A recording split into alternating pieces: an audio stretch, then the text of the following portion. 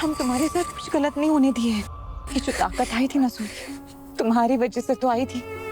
सिर्फ तुम्हारी वजह से हम उस हैवान को सबक सिखा पाए। हम तुम्हें ये बात नहीं बताना चाहते थे और तुम्हें पता भी नहीं चलती, लेकिन फिर भी बता रहे हैं, सिर्फ इसलिए ताकि तुम हमेशा सतर्क रहो।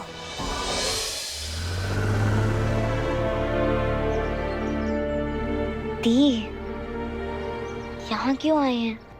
सोनी, तुम आज से यहाँ छात्रावास में रहोगी। क्यों? और 30 की फीस? तुम पैसों की चिंता मत करो, सब इंतजाम हो जाएगा। मम्मी जी, हमारी माँ ने जो आपको शादी के समय स्त्रीधन दिया था, हम चाहते हैं कि उसी स्त्रीधन से आप सोनी के छात्रावास के पैसे भरें, क्योंकि हम सोनी को वहां नहीं रख सकते। वजह आप जानती हैं। अरे बहू, वो और पैसे के लिए हम स्नेहा और माँ से तो नहीं बोल सकते। हमारी माँ पहले से बहुत परेशान है। हाँ हाँ, अरे देखो बहू, तुम बिल्कुल चिंता मत करो। अरे हम तुम्हारी बहन का प्रयागराज के सबसे अच्छे छात्रावास में दाखिला करवाएंगे। हाँ, अब बस तुम अपना वादा याद रखना, दामाद जी के बारे में किसी से जिक्र मत करना। हाँ, उस बात का हमारी स्त्रीधन से क्या ही लेना देना माँ जी। उस बात का क्या करना है हम अच्छी तरह से जानते हैं। हम तो अभी आपसे अपने स्त्रीधन के पैसे मांग रहे हैं। हाँ हाँ बहू, हम कौन सा मना कर रहे हैं? अरे तुम्हारी तो है। नहीं, हमें आपसे दूर नहीं रहना। पहले ही माँ के साथ नहीं है, स्नेहा दी भी नहीं है हमारे साथ। अब आपसे भी दूर हो जाए, हमें आपके साथ रहना है। सोनी, तुम हमारे साथ हमारे घर नहीं आ सकती। दी, हमने कोई गलती की है क्या?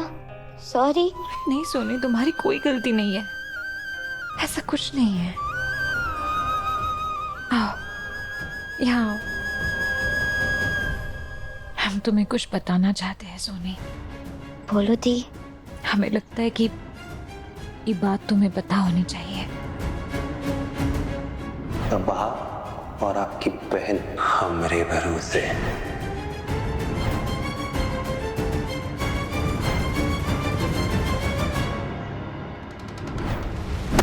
और आपकी चुटकी भी सो रही है। उसको तो हमने जूस में नींद की गोली देके सुला दी है।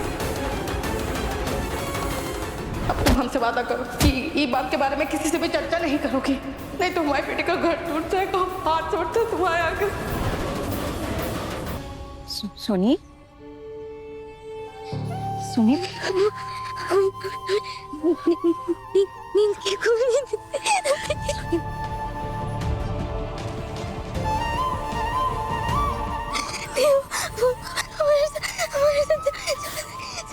नहीं सोनी, हम तुम्हारे साथ कुछ गलत नहीं होने दिए। ये जो ताकत आई थी ना सोनी, तुम्हारी वजह से तो आई थी। सिर्फ तुम्हारी वजह से हम उस हैवान को सबक सिखा पाए।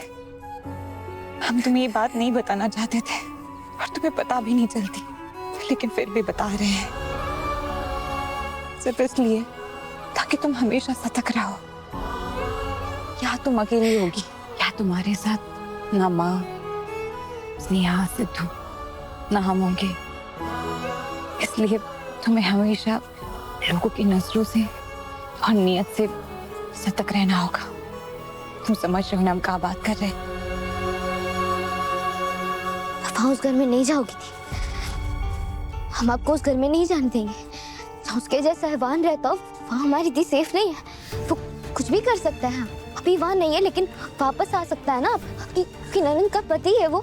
हम वहाँ सेफ नहीं हो, हम आपको वहाँ नहीं जाने देंगे। तक आप मुरली जीजू से बात नहीं कर लेती ना, हम आपको नहीं जाने देंगे वहाँ पर। सुनिए, शांत हो जाओ, कुछ नहीं होगा।